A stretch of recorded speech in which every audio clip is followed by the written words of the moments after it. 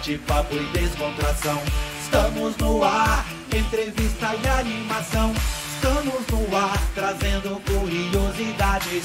Estamos no ar, com autoridade. Pra você que está conectado, fique ligado. Estamos no ar, vem com a gente, alegria total. O assunto é geral. Estamos no ar,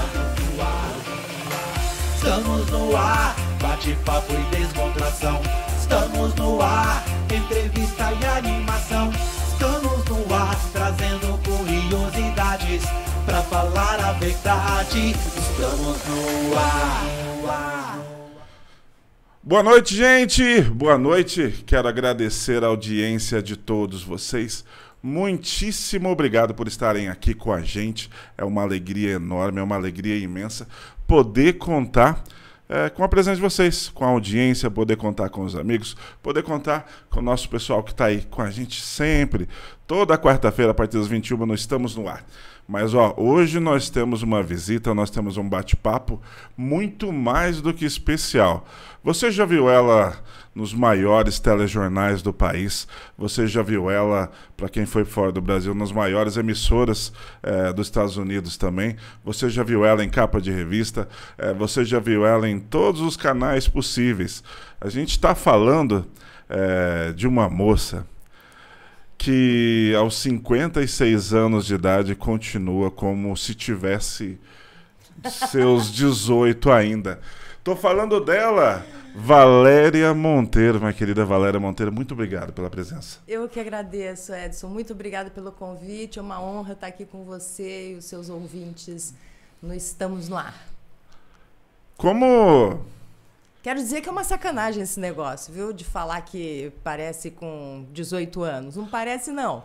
Não parece com 18 anos. A gente faz um esforço para manter a carcaça direitinho, funcionando e tal, mas não vem com essa, não, de comparar com 18 anos, porque é muito injusto. Mas o Ronivon tá mentindo também? Como assim? Na sua passagem pelo Ronivon, ele falou que você continua a mulher maravilhosa que ele viu há tantos anos atrás. Não, eu acho que, assim, eu me sinto bem para a idade que eu tenho, mas acho que essa comparação, ela é injusta e não tem procedência mesmo. Mas, Valéria, obrigado por estar aqui com a gente hoje. É uma alegria imensa poder receber uma jornalista de um padrão nível AA. Para quem está assistindo, a Valéria, ela começou muito antes de surgir essas jornalistas de hoje. Eu acho que ainda está atuando, possivelmente quando você começou, só a Glória Maria. Tem mais algumas? Não, Glória Maria, eu acho que tem bastante gente ainda no ar. Sim. A Glória deu um tempinho, né, também, mas a Fátima, que não está no jornalismo, mas num programa misto, né, que também tem informação. O próprio William, trabalhei muito com ele. Seu companheiro de bancada. Foi meu companheiro de bancada começou no Fantástico, né?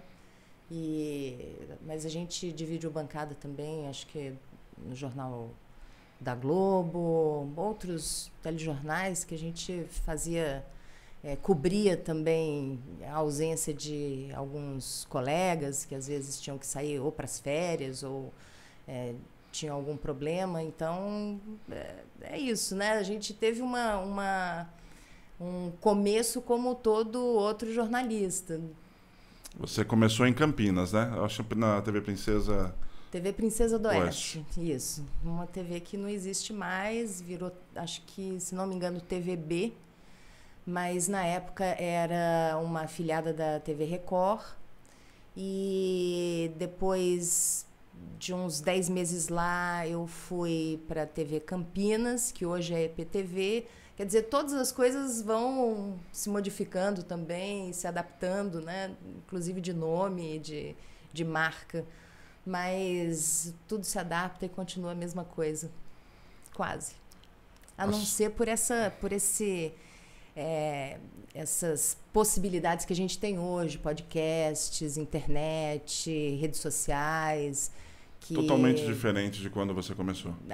Isso amplia, né, e dá muito espaço para gente que é muito boa e que não tinha espaço antes nessas TVs tradicionais, nesses canais mais tradicionais, né?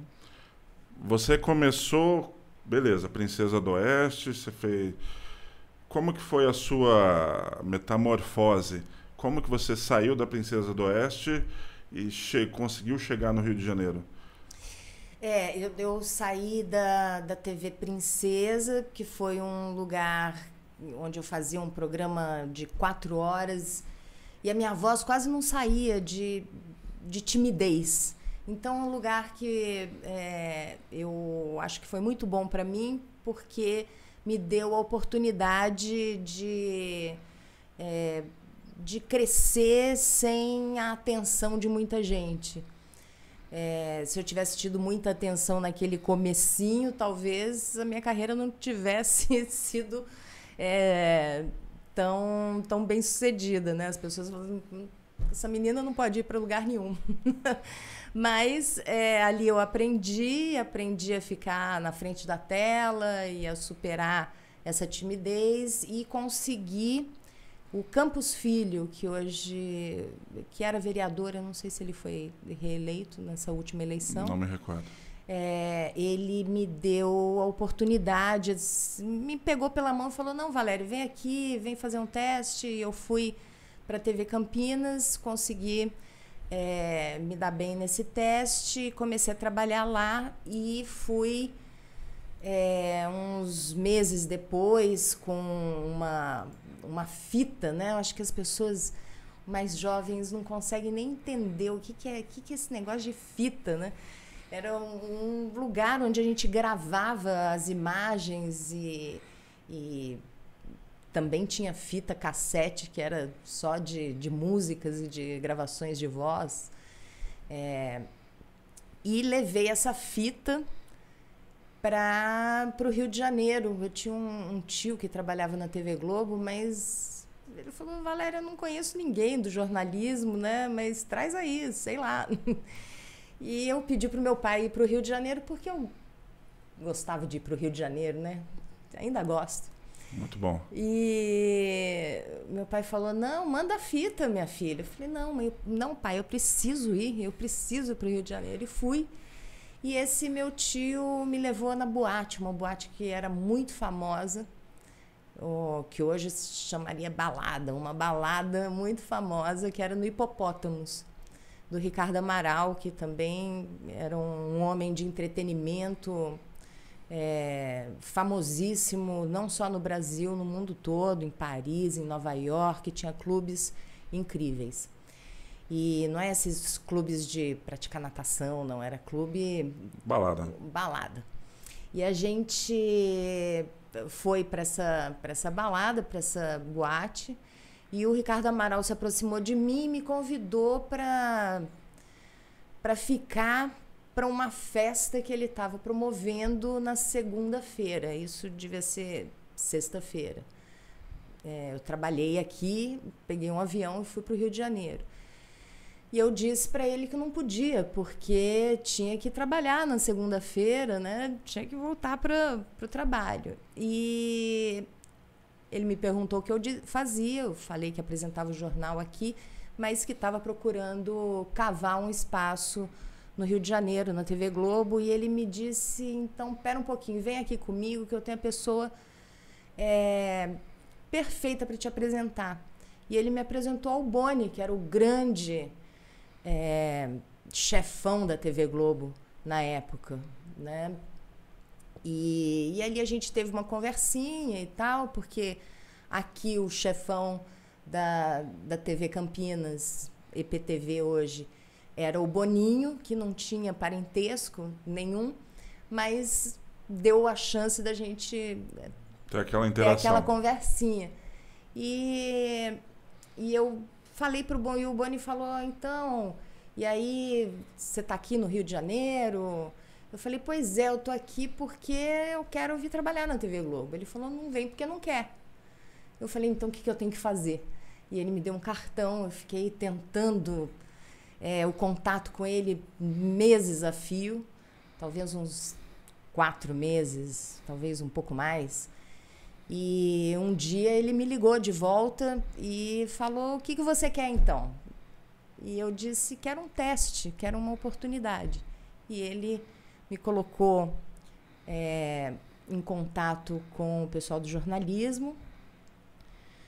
Era o Armando, que era o diretor de jornalismo na época. E eu fiz um teste e passei. Fui para a TV Globo e assim que começou tudo lá, com 21 anos de idade. E como foi a primeira vez que você...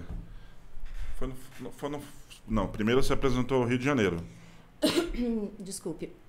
Primeiro eu apresentei o RJTV, 3ª edição, que é um jornal que nem existe mais, porque ninguém assistia. Era depois do Jornal da Globo. Então, realmente não tinha... Que foi também muito bom para mim, porque quando eu cheguei... era muito intimidante, né? Ou intimidador. A gente tá na TV Globo, era um lugar para poucas pessoas, eu tinha tirado a sorte grande.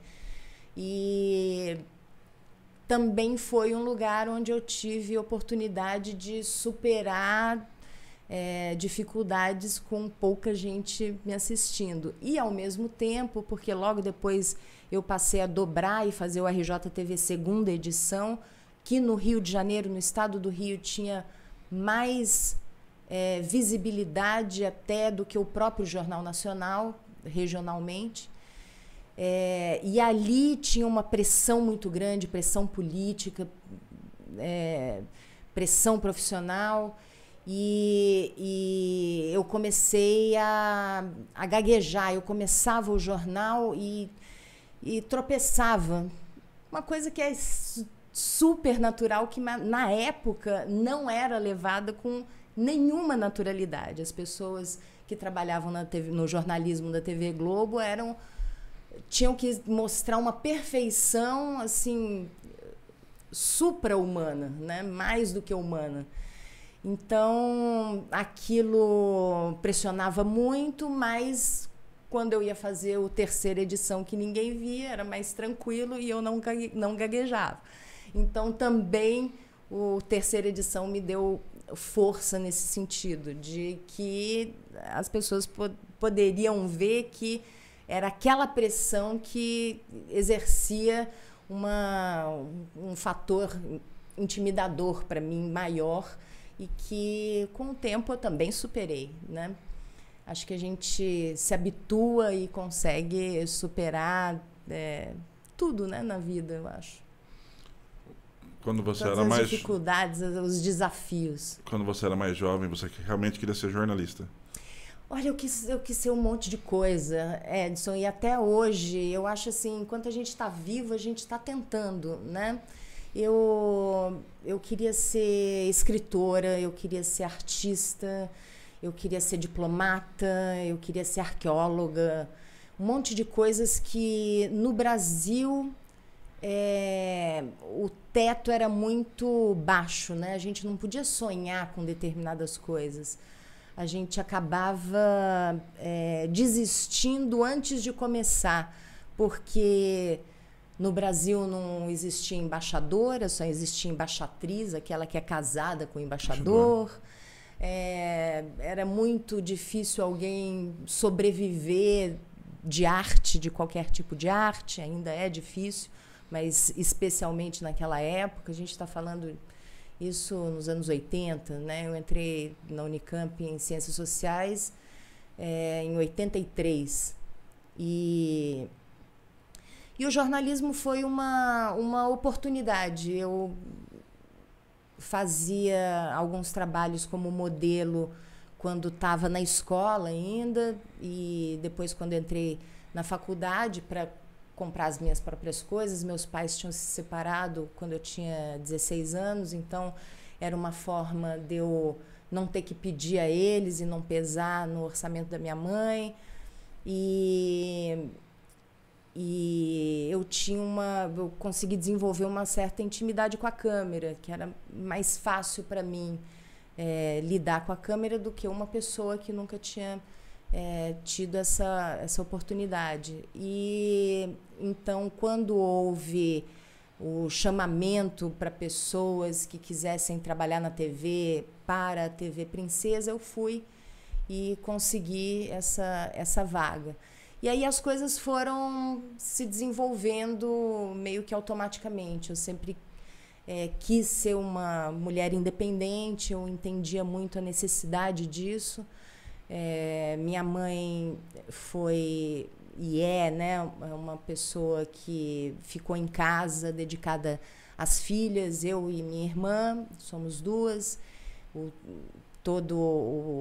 Quase todo o período, depois que ela se separou do meu pai, ela teve algumas tentativas de trabalho fora, mas não condizia nem com a qualificação dela, nem com a expectativa, nem com as necessidades. Então, eu via que havia uma necessidade muito grande de independência, porque cresci num ambiente de violência doméstica e via que a minha mãe, de certa forma, estava aprisionada num ciclo difícil para a mulher. Hoje em dia ainda vejo muitas mulheres nesse mesmo ciclo.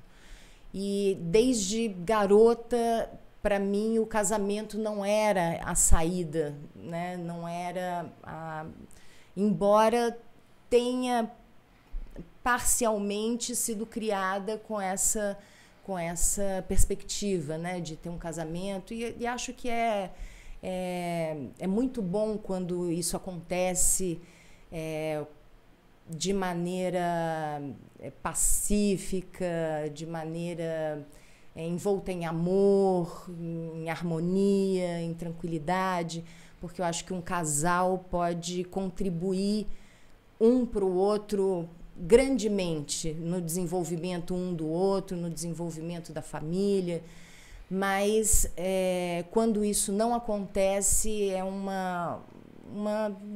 pode ser uma grande tragédia, né, para toda a família e todos os envolvidos. Então eu sempre estudei, sempre fui boa aluna, com essa meta de buscar a independência. Então, por isso eu cheguei ao Rio de Janeiro com 21 anos de idade, né? A gente ouve aqui, a Valéria é uma pessoa incrível, com toda certeza 99% do Brasil viu ela, conhece o rosto, conhece a voz, conhece o cabelo, conhece tudo. Mas, gente, quero agradecer a audiência de todos vocês aqui. Mais uma vez, é uma alegria pra gente. Quero mandar um abraço para os nossos amigos, o pessoal que está assistindo. Rinaldo Salomão, aquele abraço para você. Muito obrigado pela audiência. Valéria Monteiro, seja muito bem-vinda. Vereador Jonathan Domingues, muito obrigado pela audiência também. Valdeiro Rodrigues, aquele abraço. Edileuza, um grande abraço para você também. Vanderlei Vanag, abraço para todo o pessoal aí de Nova Odessa. Brígido, grande Brígido, aquele abraço. Luana Priscila, querida Luana, um grande beijo para você. Melhoras aí, a Luana tá doentinha também. Viviane Karapetkov, nome chique, né? Um grande abraço para você também. Querido Sandro Padovani, tem muita gente aqui acompanhando, muito obrigado. Quem quiser fazer alguma pergunta para Valéria Monteiro, pode fazer. Ela está aqui para responder também, tá bom? Antes de mais nada, quero mandar um abraço para os nossos parceiros, os nossos amigos que nos acompanham aí, que nos ajudam no dia a dia. Barbearia Rota 66. Olha o que eles fazem.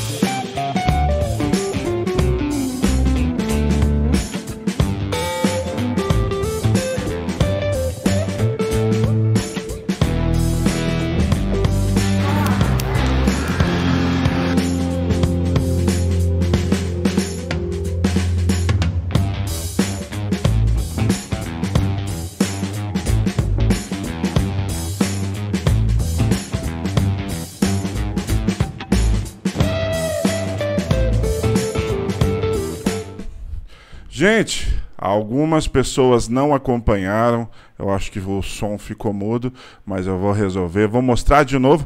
Pessoal da Barbearia Rota 66. Beleza? Um minutinho, a gente volta.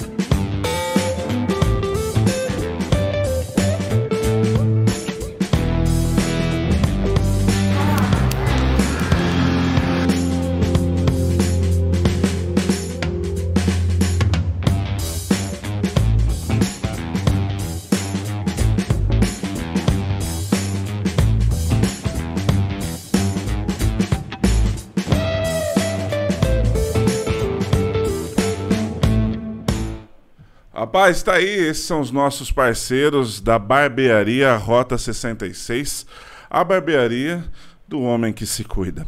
Quero mandar um abraço todo especial também, não podia deixar de esquecer dessa pizza maravilhosa que nos acompanha aqui desde o primeiro programa. Hoje nós temos aqui caprese, temos a de frango, temos a de atum, frango catupiry, e a catupiry de qualidade, gente, e também a americana. Pizza saborosa, pizza maravilhosa. Pessoal da Engenharia da Pizza tem em Hortolândia e também tem lá em Campinas. Aqui, agora tá certo. Engenharia da Pizza em Hortolândia fica no 3897-1143. Você quer pedir pelo telefone? Só ligar 3897-1143 ou 99811-2338 ou 99960-9181. Em Hortolândia fica na Avenida Olívio Francischini, 1885. Também tem a Engenharia da Pizza Barão Geraldo. Para você que é de Campinas, quer pedir aquela pizza gostosa, saborosa, de qualidade? Engenharia da Pizza Barão Geraldo fica na Avenida Professor Atílio Martini, 222, na Cidade Universitária. O telefone de lá é o 3396-8690 ou 99740-8266. Horário de funcionamento, terça a domingo, das 18 às 23. Quer pedir pizzas de qualidade? Quer matar a fome da família inteira? Só entrar em contato com o pessoal da Engenharia da Pizza. Quer pedir pela internet? Pode pedir também. Engenharia da Pizza em Hortolândia é engenhariadapizza.com. O site da... Eu tô com a Valéria Monteiro aqui. Eu tô perdido, eu não sei se eu fico encantado com ela ou se eu fico olhando para a pizza. Mas tá aí, não é, Valéria? E o aroma da pizza realmente tá distraindo a gente. Realmente é algo, algo maravilhoso. Mas, ó, quem é de Barão Geraldo quer pedir Engenharia da Pizza, quer pedir aquela pizza gostosa? Só entrar no engenhariadapizzabarão.saipos.com/home ou Engenharia da Pizza Barão.saipos.com. É só chamar e pedir. Chega rapidinho na sua casa, aquela pizza saborosa, deliciosa. Tá bom? Gente, muito obrigado pela audiência de todos vocês. Estamos aqui com a mega ultra jornalista Valéria Monteiro, como vocês estão vendo aí. Todo mundo conhece ela. Ela já, como eu disse, já participou já teve em todos os canais de televisão do Brasil, não? Participando em algum momento. Como entrevistada, talvez. Como entrevistada, não? Não sei. Acho que sim. Não me lembro de ter estado na Record, mas a gente está por aí faz tempo, né? Já tem uma estrada, É muito chão para correr, mas a pizza tá aí, fica super à vontade, se quiser saborear. Eu vou servir esse suco comer um pedacinho, porque tá difícil, né? De suco saboroso para você de laranja. Sentir esse cheirinho e não conferir. Vai aí, gente. Valéria, como é que foi? Conta pra gente o primeiro momento, a primeira vez que você participou de um telejornal de rede nacional. Que no caso acho que foi Fantástico, né? Isso em 86, 87. Não sei dizer se foi o Fantástico ou se foi o Jornal Hoje. Porque eu tenho a impressão que foi o Jornal Hoje, alguém que ficou doente, que não pôde apresentar, o apresentador que era dono da cadeira ali, e eu tive a oportunidade de substituí-lo ou substituí-la, que o Jornal Hoje sempre tinha um homem e uma mulher também apresentando. E já tem muito tempo isso, né? Acho que foi 86 isso. E eu fiquei muito... Eu me lembro que foi uma coisa que me deixou feliz, porque eu adorava o Jornal Hoje. Eu assisti o Jornal Hoje quando eu era garota. A Márcia Mendes, que apresentou o Jornal Hoje muito tempo, era aquela pessoa que me inspirava, aquela pessoa que eu assistia, que eu queria ser, que eu achava maravilhosa. Ela era linda e ela tinha uma voz bonita, uma voz que impunha assim, firmeza. E era uma jornalista também muito, muito competente. E eu sonhava em estar ali, talvez não no lugar dela, talvez eu sonhasse em estar com ela, dividindo a bancada um dia, mas a Márcia morreu muito jovem, né? E eu não tive essa oportunidade de conhecê-la pessoalmente. Mas o Jornal Hoje representava isso para mim. E então eu me lembro dessa, não sei quais foram as matérias que eu apresentei, o que estava acontecendo naquele dia, mas eu lembro dessa sensação de felicidade, de conquista, né? Poxa, eu cheguei aqui, tô aqui. Sua mãe? Minha mãe... Você sabe que quando eu me mudei para o Rio de Janeiro, minha mãe chorou muito. Minha mãe chorou muito, porque eu ainda era menina, bem menina, né? 21 anos. Hoje que eu olho e falo, nossa... Minha filha, quando eu tinha 21 anos, ela falava, mãe, nossa, não acredito. Né? Depois, quando ela tinha 24 anos, mãe, não acredito que você foi mãe com 24 anos. Ela agora está prestes a ser mãe com 32 anos. E eu prestes a ser avó, muito feliz também com isso. Mas eu acho que minha mãe, meu pai, minha irmã e a família toda se sentiu orgulhosa de mim. Eu sentia esse orgulho deles. Tem alguma matéria que te marcou que você, nossa, eu dei essa notícia?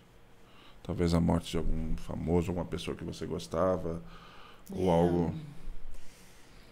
Ai, são tantas, né? Porque são muitos anos e diariamente. Eu trabalhava quase de domingo a domingo, porque eu fazia o Fantástico aos domingos, folgava acho que sábados e segunda, quando eu fazia o Fantástico. Então, é muito tempo e muitas matérias, mas algumas coisas, assim, quando morreu o Drummond, foi uma tristeza grande, pelo que ele representava, né, culturalmente. Acho que a queda do Muro de Berlim também... 92. Foi 89. 89? 89. E também foi muito impactante, porque mudou meio a geopolítica, né, toda no mundo. Deu uma nova perspectiva para a geopolítica. Acho que também é algo que eu me lembro. A própria Constituição de 88 também foi um momento muito marcante, né, da nossa história. Eu não sei vocês aí, mas eu tô ouvindo ela falar aqui, acho que o brasileiro em si, até 2000, até 2010 mais ou menos, sempre foi muito ligado nos telejornais. Então, fico ouvindo ela aqui, eu fico lembrando da Valéria dando as notícias. É algo... Acho que todo mundo deve fazer esse mesmo comentário com você. Olha que ouve sua voz. Mas você parece jovem demais para se lembrar de mim. Você falou que todo mundo se lembra de mim. Não, porque tem uma população muito jovem que não pode se lembrar, né? Na verdade, quando a gente... O nosso meio, na faixa dos 40 anos de idade. Para então, mais, né? Mas acompanhou bastante. Você sempre pode ter certeza disso. Não vi o Fantástico, mas com certeza o Jornal Nacional. Eu vi dentre vídeos também que você tem do Fantástico, o Jornal Hoje. Seu tá aí na rede. É muito legal. Eu me recordo que você participou da Globo. Por algum momento você falou que era descansar um pouco e depois voltou, foi para os Estados Unidos. Eu não me recordo o itinerário certo. Eu dei um tempinho, né? Queria me dedicar, quando eu tive minha filha, eu queria dedicar tempo a ela, eu queria ficar olhando para a cara da minha filha. E então saiu um tempo e o Alberico veio, que era o diretor de jornalismo nessa época, veio me chamar para voltar e ele disse: Valéria, volta, né? Vamos... O que você está pensando em fazer? E eu já tinha apresentado todos os jornais que estavam ali disponíveis e acabei dizendo isso a ele, né? Que o único jornal que eu não tinha apresentado ainda era o Jornal Nacional, que era um bastião bem... era um clube do Bolinha, né? Só homens poderiam apresentar. Essa ideia de que só o homem tinha... Você vê, né? Parece que é muito tempo atrás, mas não é, né? Não é tanto tempo assim. E é um momento em que a ideia de credibilidade, a ideia de seriedade era sempre ligada ao homem, à voz masculina. E então o Alberico tem essa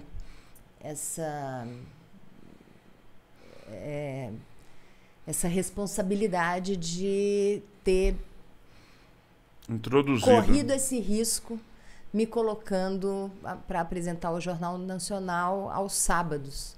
Ele falou: então vamos medir aí, ver como é que acontece isso, se as pessoas aceitam bem, e você começa a apresentar aos sábados. Depois, daqui um ano, você começa... Eu falei: não, Alberico, daqui um ano eu gostaria de ser transferida para os Estados Unidos. Eu quero morar lá um tempo. Porque eu comecei muito jovem, eu sentia que tinha sempre muita atenção para mim, não só enquanto eu estava apresentando o jornal, mas também fora da tela. E eu precisava um pouco de resgatar a minha conexão com o mundo real, né? Porque quando você passa a ser uma figura pública e famosa, isso é uma grande perturbação da sua vida cotidiana, da sua vida normal, dos seus relacionamentos com pessoas normais, né? Ou comuns. E eu precisava disso, eu estava precisando de resgatar isso. E também tinha algumas coisas com relação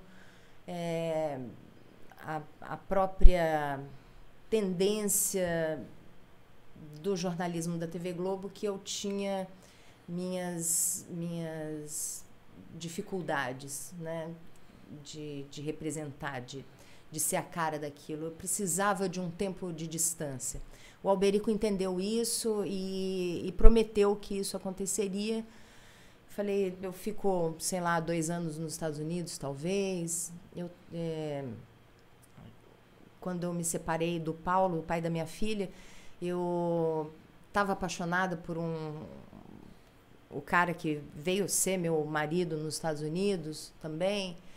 E eu queria ter essa oportunidade que eu tive meio que tirada de mim, porque tinha entrado nesse mundo, né? E nessa viagem, nessa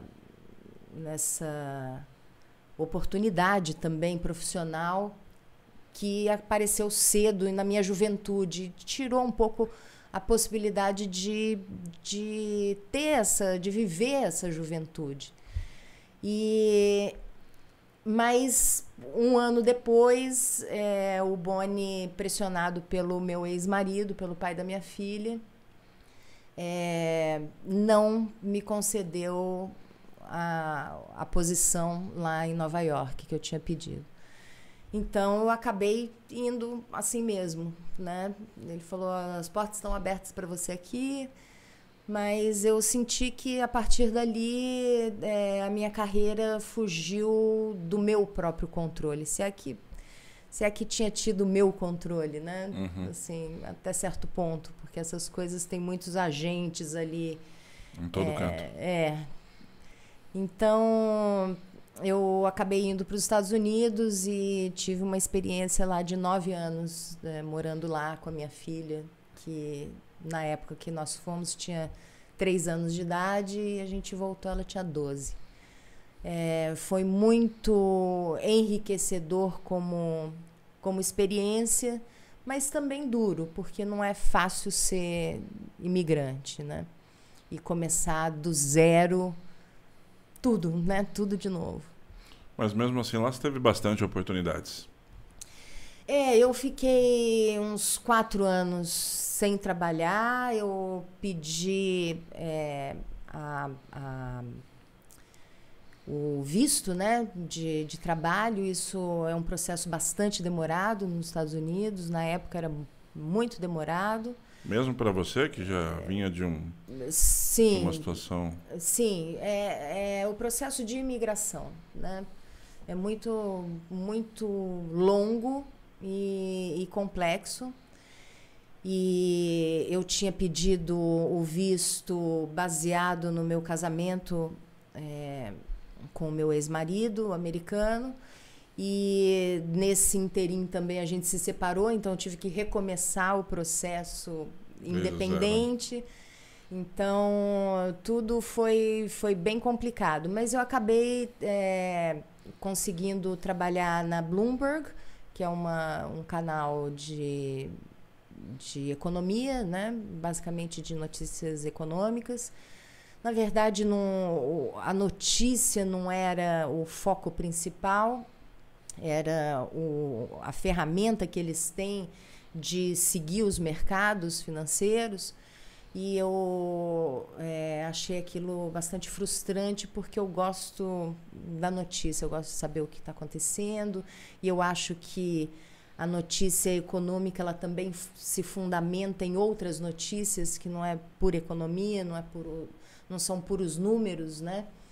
E esse não era o direcionamento da Bloomberg na época. E tudo isso eu falo na época porque já tem um tempo decorrido aí, né? E as coisas vão mudando. E também consegui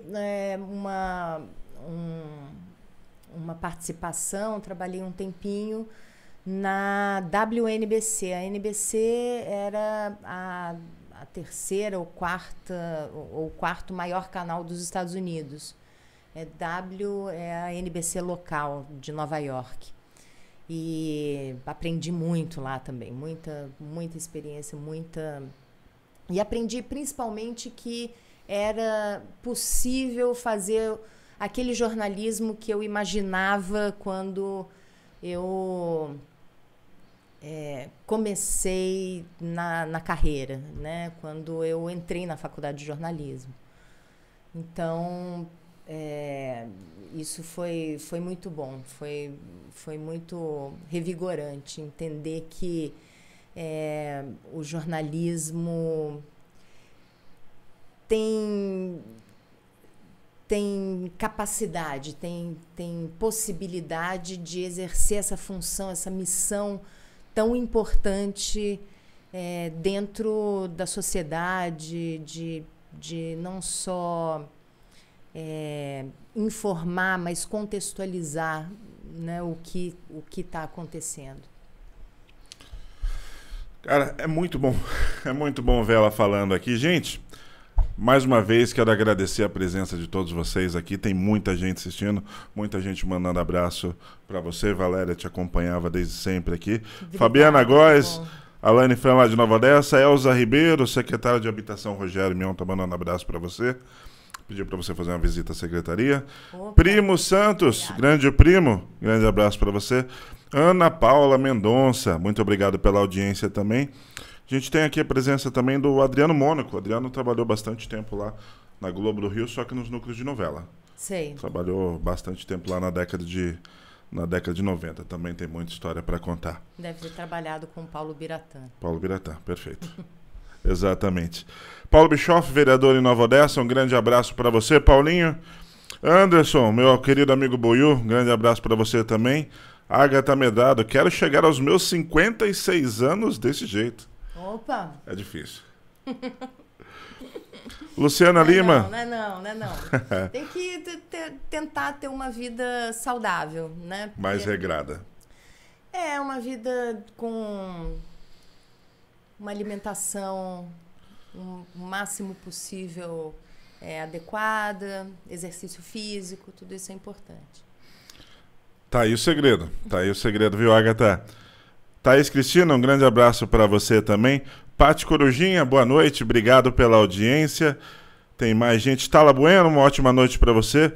A enfermeira Dulce, cuidou da minha mãe bastante tempo, um grande abraço, muito obrigado por estar aqui com a gente hoje.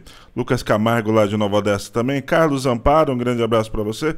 Muita gente assistindo. Rita Canelas, grande beijo para você, muito obrigado também pela audiência. Eu tenho uma pergunta aqui. Em 93 para 94, você como uma jornalista já no ápice, eu acho que muita gente se espelhava em você naquele instante. Como foi chegar nesse ponto, nesse momento de reconhecer? A gente consegue reconhecer onde a gente está. E você está sabendo que você está no padrão mais alto possível do jornalismo nacional. Como foi você sentir isso na pele? Sabe, quando as pessoas dizem que o mais importante é o caminho, tem toda a razão. Você chegar é bom, mas é muito passageiro, né? Eu acho que o importante realmente é o caminho. Então, eu acho que é isso. Acho que essa é a mensagem principal. O importante é o caminho. Você chegar lá, talvez seja uma coisa que te tire do trilho de ser uma pessoa boa. Talvez seja uma coisa que te distancie das pessoas que você mais ama. Então, eu realmente dou muito valor para o caminho. O caminho é o mais importante de tudo. Quando você chega, você já pelo menos eu já começo a pensar em outro caminho a ser trilhado. Eu gosto de coisas novas, de desafios, e eu acho que enquanto a gente está vivendo, a gente tem essa oportunidade de recomeçar, né? De fazer outras coisas, de experimentar, de explorar a vida. E a gente não pode perder essa oportunidade. E por isso que depois eu fiz coisas na TV ou no cinema, como atriz, e eu estou agora fazendo política. E as pessoas têm, às vezes, dificuldade de entender isso, mas eu acho que é vida. Vida é você continuar, né? Você continuar tentando coisas novas, conquistando limites e enfrentando desafios. Ela sabe como falar. Ela manda muito bem. Quero mandar um abraço pro grande e ex-vereador. Grande? Desse tamanhozinho assim. Ex-vereador Tiago Mascarenha. Um abraço para você. Muito obrigado pela audiência. Um abraço também, não posso esquecer e repetir, pessoal da Barbearia Rota 66. Muito obrigado pela audiência. Barbearia Rota 66 fica na rua José Agostinho 161, aqui no Remanso Campineiro, em Hortolândia. O telefone de lá é o 99253-6733. Olha o trabalho... Oi. E a dizer, pela sua barba e o seu bigode, tá muito bom. Douglas, tá vendo aí, né? Barbearia Rota 66. Tá muito bem feito. Muito obrigado, olha aí.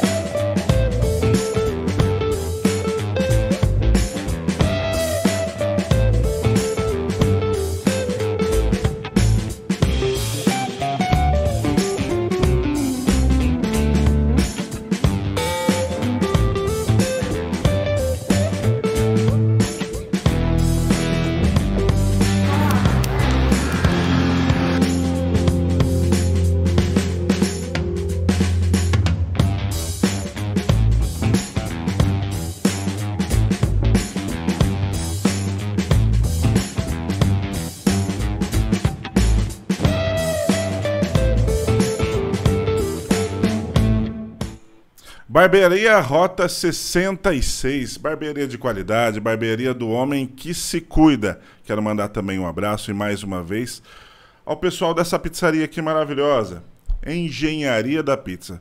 Tá boa? Tá muito gostosa. Pena que não dá para falar e comer ao mesmo tempo, né? Que é falta de educação. Mas quando terminar aqui... normalmente eu falo e não... Acho que vai dar. Acho que vai dar para comer um pouco mais, né? Porque o tamanho dessa pizza. Nunca vi uma pizza tão grande. E boa. E gente, gostosa.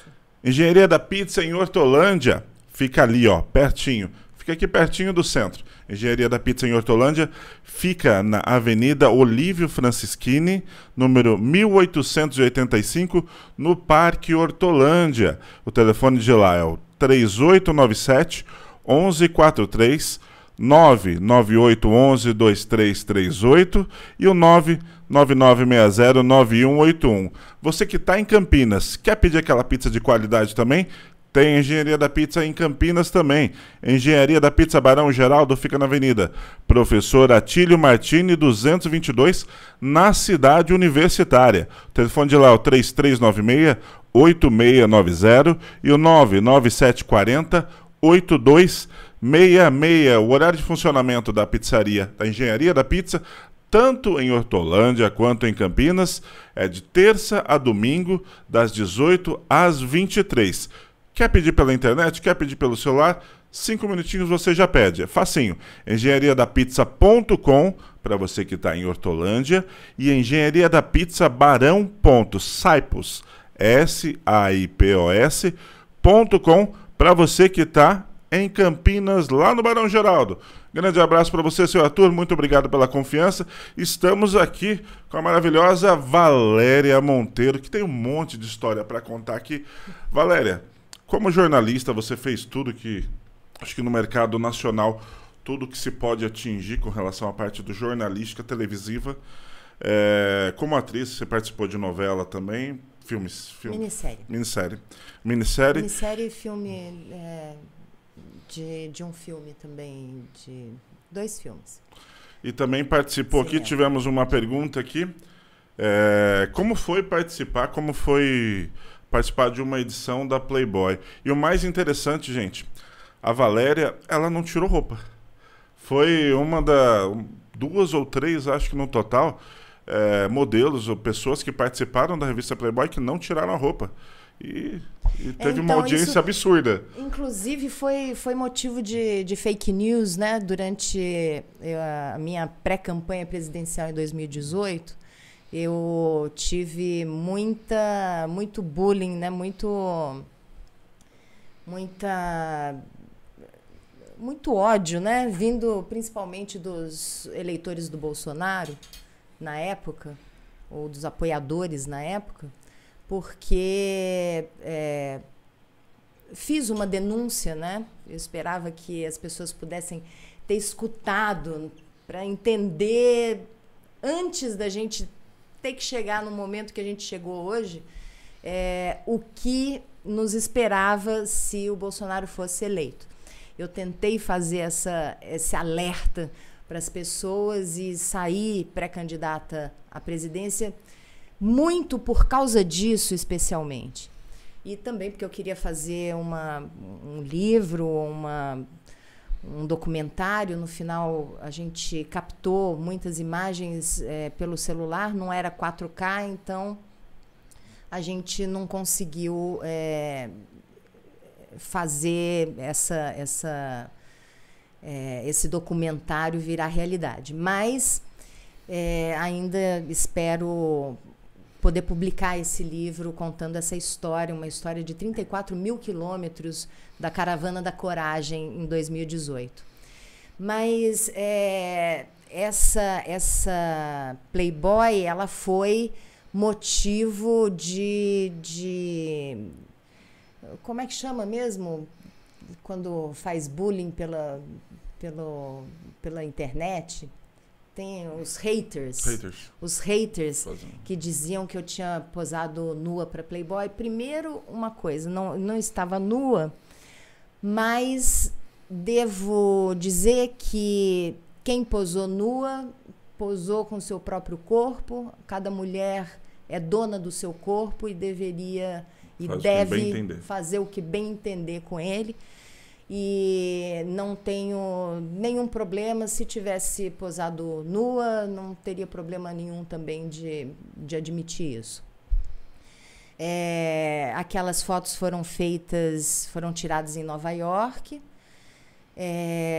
Eu tive até um certo entrevero com o fotógrafo na época, porque ele queria que eu tirasse de qualquer jeito a roupa, ou pelo menos a blusa, e ele ficou ali me pressionando no meio da sessão de fotografia, e isso não foi bacana, né?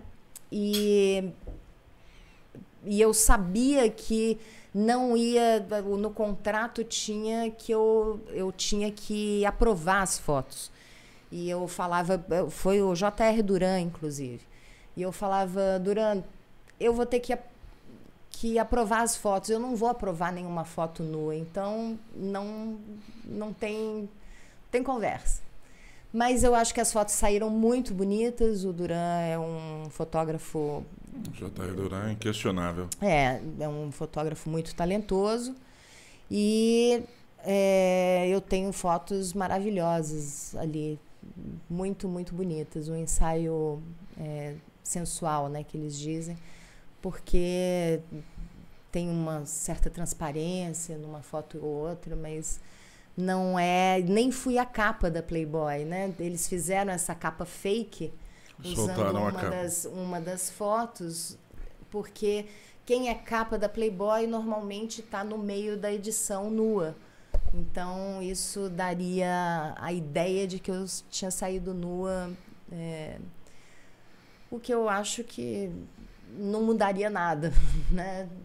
Assim, enfim, é a minha experiência e é a experiência que eu quero levar para a política. Toda a experiência da minha vida toda, que eu acho que é muito rica, muito cheia de oportunidades que muitas pessoas não tiveram a chance de ter. Aldanete Anacleto, sou fã dessa brilhante jornalista e mulher. A Aldanete, eu conheço ela muito, ela segue as minhas lives no Facebook, no YouTube, no Instagram. Eu faço menos lives no Instagram, mas normalmente no Facebook a Aldanete está sempre lá. Obrigada, Aldanete. Beijinho para você. Kelmo Bernardes, manda um beijão grande para Bela, a top woman da comunicação brasileira. Opa, coisa maravilhosa. Então, você vê, né? Isso é que eu acho que tem...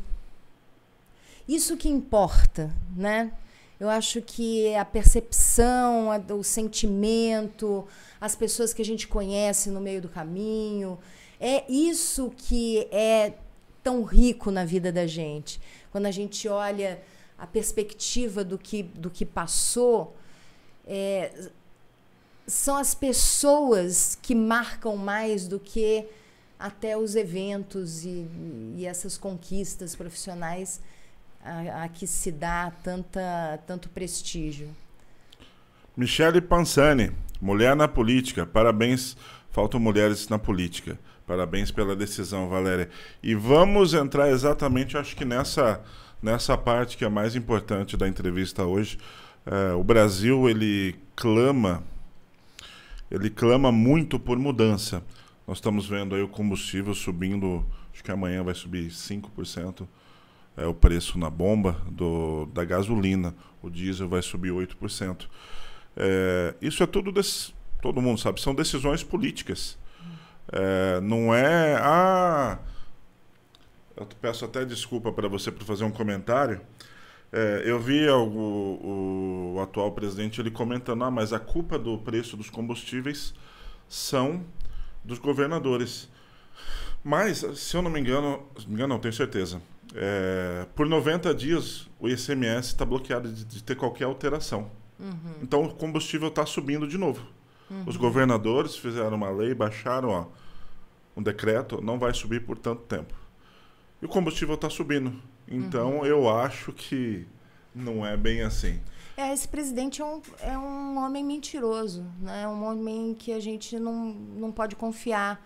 É um homem que não tem compaixão, não tem capacidade de compreensão e conexão com a vida real. A gente não é só os combustíveis que subiram, né? É o arroz, é o feijão, as pessoas estão na fila para comprar osso, né? E o osso mesmo tá mais caro. É um absurdo isso. É algo que não deve ser admitido.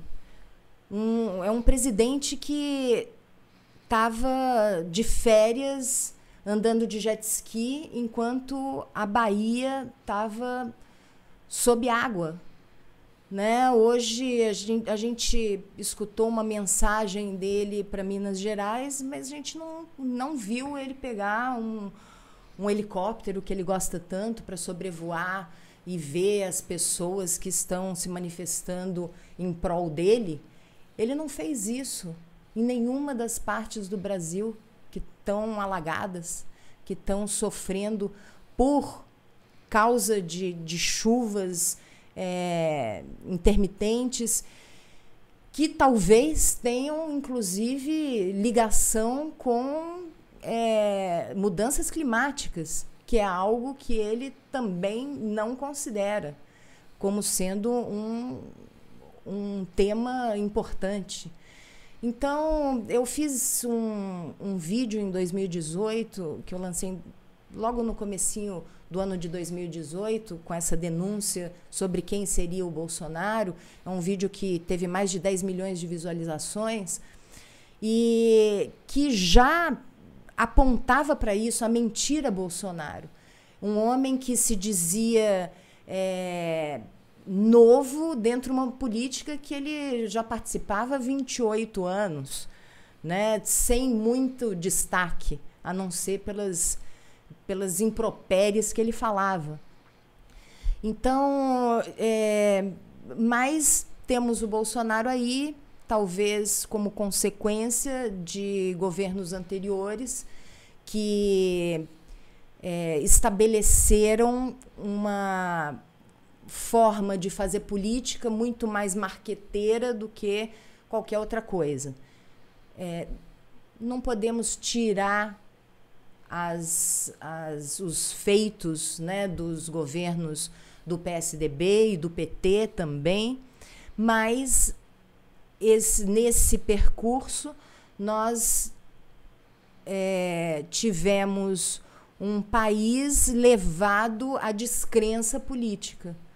A ideia de que a política é feita por homens, e eu digo homens mesmo, porque, como disse a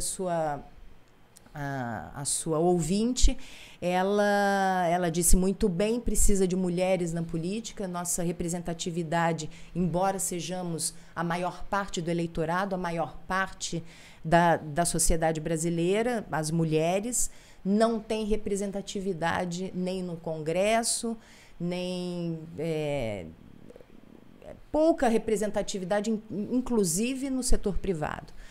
Então, é importante que mais mulheres, não só eu, mas mais mulheres se engajem de alguma forma na política, porque você estava falando corretamente, tudo o que está dando errado porque a política não funciona. Tudo que está dando errado, se a gente paga mais pela carne, a gente está pagando mais porque a política econômica não está funcionando. Se a gente está sofrendo com a pandemia e tem quase 700 mil mortos no Brasil por causa da Covid, a gente tem esse número que não é número, né? São pessoas por trás desses números. Tantas pessoas e tantas famílias afetadas porque a política não soube reagir a contento.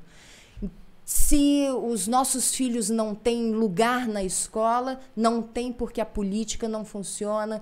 Se a gente não consegue emprego, é porque a política não está funcionando. Então, é muito importante que a gente faça política, que a gente se engaje em política, que a gente entenda que não adianta ir vivendo a vida dizendo que é a política, porque a política ela está no nosso dia a dia, na nossa vida cotidiana. Eu não sei se eu terminei, porque a gente vai falando a respeito, não sei se eu terminei bem a concluir, não sei se eu consegui concluir. Perfeitamente. O Valdeir perguntou um tema que é atual, porém na época que você trabalhava como jornalista ainda na Rede Globo, indifere no período. Valéria, você acha que os preceitos e abusos contra as mulheres naquela época te atrapalhou em algum momento? Essa pergunta vem a calhar. Recentemente o Ricardo Mack, ele deu uma entrevista que, de fato, e pontuou, existia o tal teste de sofá em todos os setores. Até para você varrer dentro da Globo, ele falou, existia o tal teste de sofá. Eu acho que sim, né? Assim, naquela época, sim, e eu acho que até hoje. Porque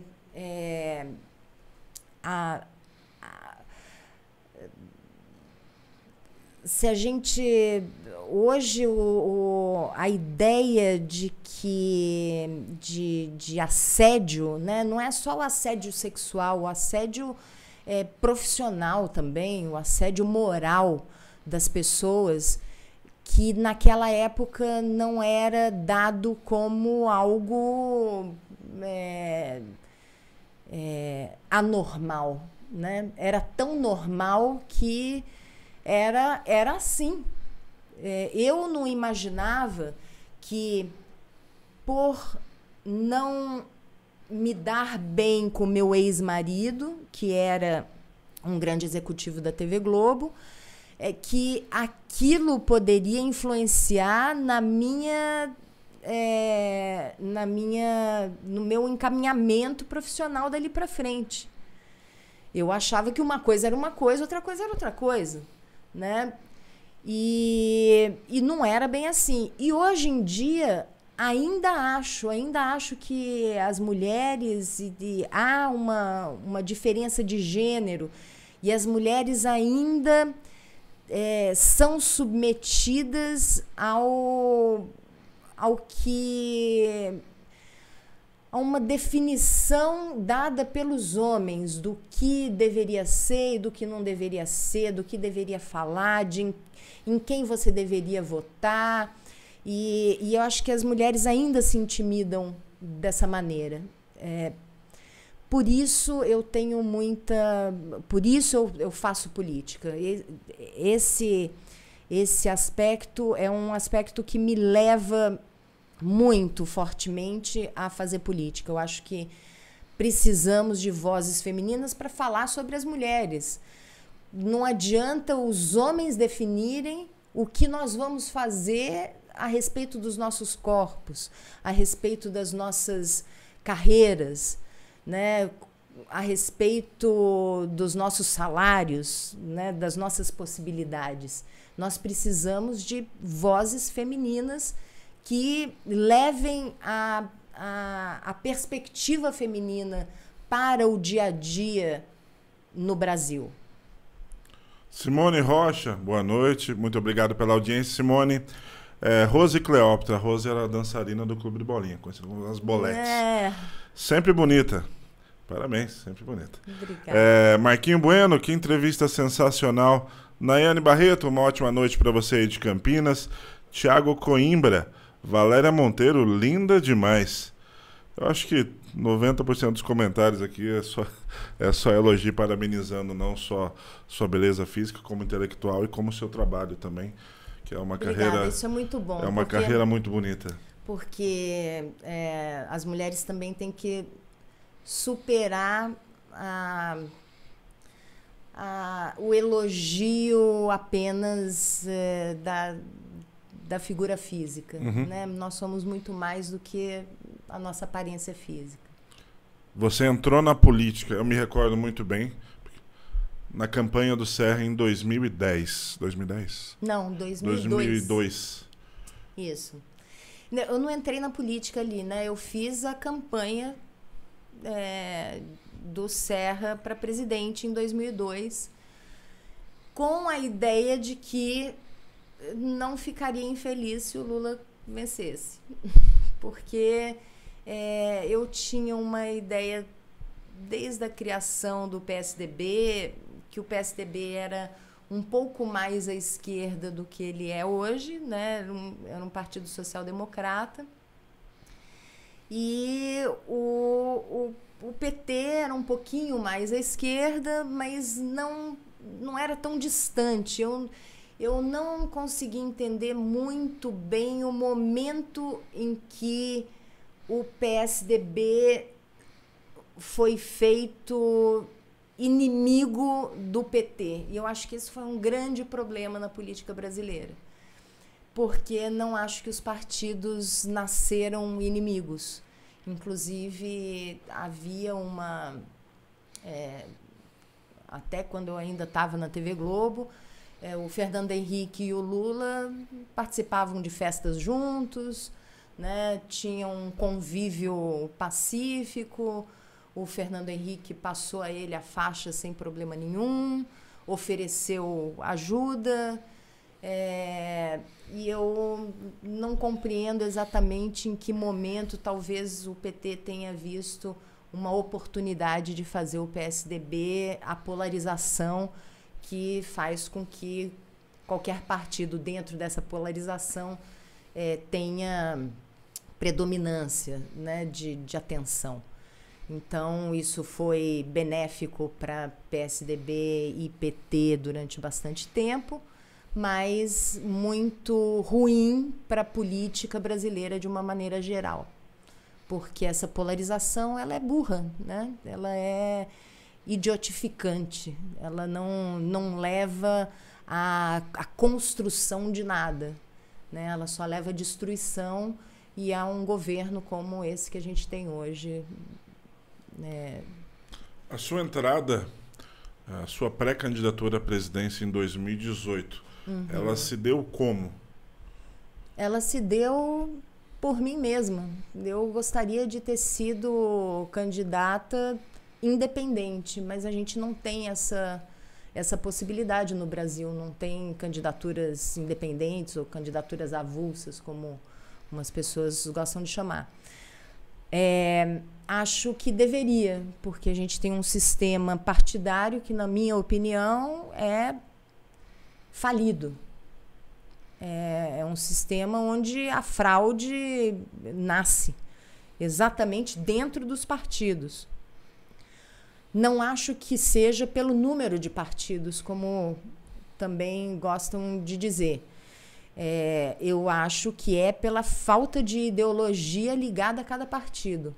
Os partidos, eles se juntam muito menos programaticamente. Talvez agora esse negócio de federação force a uma ligação mais programática, mas até agora a gente teve coligações que não tinham nenhum fundamento programático, nenhum fundamento ideológico, mas sim fundamento fisiológico, né? Que é uma palavra que eu acho bonita, fisiologia, fisiologismo, mas é uma palavra que significa corrupção, né?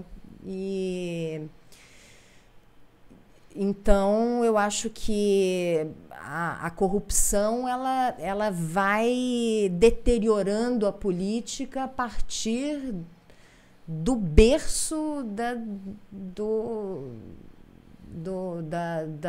do nosso sistema eleitoral, nosso sistema partidário. Eu então lancei por mim mesma essa pré-candidatura, né? Tive muita dificuldade de achar um partido. Quando achei, eles puxaram o meu tapete, acharam que podiam utilizar da atenção que eu estava levando a eles temporariamente e depois descartar, sem cumprir um acordo que a gente tinha tido antes, que era me deixar ir até a convenção. Não me deixaram falar na convenção, quer dizer, não há uma possibilidade de convencimento das outras pessoas. Me impediram de falar com as lideranças partidárias de cada lugar. A gente viajou 34 mil quilômetros no meu carro, com o meu dinheiro, em 2018. Só não fomos até Belém do Pará, só não fomos dali para cima, porque não tínhamos mais dinheiro também, não tínhamos estrutura, tínhamos que estar na convenção no momento exato e ainda tinha muito a percorrer. Foi incrível a chance que eu tive de conhecer o Brasil, de ver do chão, né? Porque você sobrevoar é uma coisa. Você vê até o Bolsonaro, toda vez que falam a respeito da deterioração da Amazônia, ele fala: não, eu sobrevoo com você, vou te mostrar como não tem nada de desmatamento nenhum. E porque, na verdade, quando você sobrevoa, você não vê de baixo. A gente viu de baixo a gente presenciou. Teve uma noite que a gente estava viajando de Belém para o Tocantins, do Pará para Tocantins, e eu contei numa noite, porque já tinha acontecido isso na noite anterior, e eu não tinha contado, e eu tinha ficado assim, embasbacada com o número de caminhões de 3 metros cheios de madeira, de lenha, só à noite. Durante o dia a gente não via isso. Cheguei a ver 1 ou 2 durante o dia. De noite, não.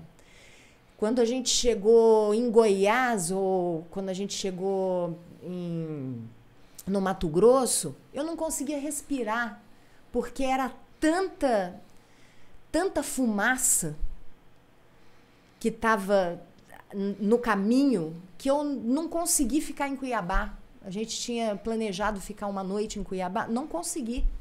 Era impossível. A gente passou por lugares de proteção ambiental totalmente tomado por agronegócio, por algodão, por milho, soja, né? Plantações, monoculturas. Então, tudo isso que a gente sabe pela mídia, pelos jornais, a gente presenciou. Então, foi muito rica a experiência de andar pelo Brasil. E foi por isso que a gente decidiu fazer isso. Só foi possível porque tive um parceiro, Alessandro Nogueira, que tão batalhador e corajoso quanto eu, que foi uma experiência que seria impossível fazer sozinha ou com qualquer outra pessoa, que eu acho que não abraçaria essa grande aventura que a gente viveu naquele ano.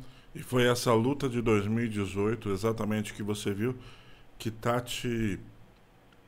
te deu um campo novo para você. Hoje você é pré-candidata, correto? Sou pré-candidata a deputada federal pela Rede Sustentabilidade, que é um partido que eu considero muito necessário para o Brasil, um partido programático, ideológico, que objetiva muito essas questões humanas, né, que eu acho que tem muito a ver comigo. A rede está lutando pela própria sobrevivência e me pediu que eu fosse candidata a deputada federal. Então, eu sou hoje pré-candidata pela rede e espero poder ser a voz do povo do estado de São Paulo no Congresso Nacional no ano que vem. Ou a partir do ano que vem, por um mandato, pelo menos. Quem sabe eu possa provar que mereço a confiança dos brasileiros. O que você acha hoje? A gente já está chegando Está dando nosso horário, conversa com a Valéria pode durar até 3 horas da manhã, que é até assunto. Mas, hoje, o que você acha que está faltando no Brasil para você? O que você sente lá dentro? Nossa, precisa fazer isso. Nossa, precisa vontade política para atender às necessidades básicas do povo brasileiro, para fazer com que as pessoas recuperem a esperança. Eu acho que uma das maiores destruições do cenário político brasileiro é a destruição da esperança, a destruição da crença. E acho que todos os agentes políticos são responsáveis por isso, porque destruíram a crença do povo de que de que a política possa transformar a vida deles, a vida das pessoas. Não só deles, delas, minha, sua, de todo mundo. Para quem não acredita na política mais hoje, devido a toda essa situação no contexto geral, o que você falaria para ela? Não desista. Não desista. Eu sei que é difícil, mas é preciso resistir. Resista, siga em frente, diagnostique as pessoas que possam realmente representar você, representar os seus anseios, a sua luta, a sua esperança. Não desista. Eu sei o quanto é difícil, mas não se deixe enganar mais pelas pessoas que dizem que vão fazer diferente, mas que estão aí há 30 anos fazendo a mesma coisa. Dê oportunidade para pessoas novas, pessoas que a mídia, que a imprensa não procura, para quem não é dado espaço. Procure pessoas reais para representar você realmente. Valéria, quero agradecer demais a sua presença aqui. Foi um dos nossos programas com maior audiência. Realmente só tenho a agradecer ao seu público, agradecer a sua disposição. A gente sabe que você tem outros compromissos também, mas também tirou seu tempo para poder estar aqui hoje. Muito obrigado. Você que voltou de um probleminha rápido de saúde, mas falou, não, eu tô lá, mesmo assim. Então, só tenho a agradecer. Muitíssimo obrigado. Tenho certeza que seu futuro é muito maior do que você já trilhou até hoje. Com toda certeza você vai chegar muito mais longe que um dia você imaginou. Muitíssimo obrigado. E um último pedido. Até uma pergunta aqui, eu não vou procurar mais porque já não dá mais tempo, mas a pergunta era: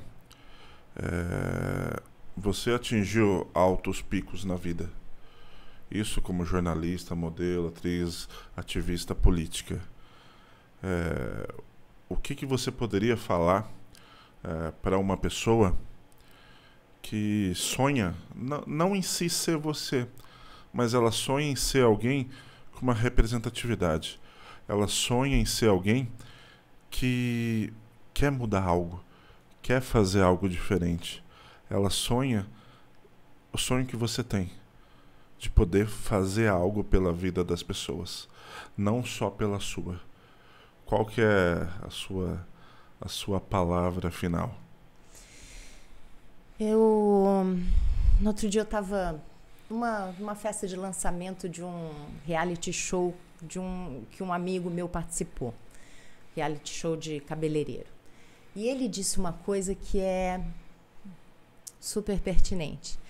Ele falou: não deixe para reconhecer o talento de um amigo quando isso foi reconhecido na televisão.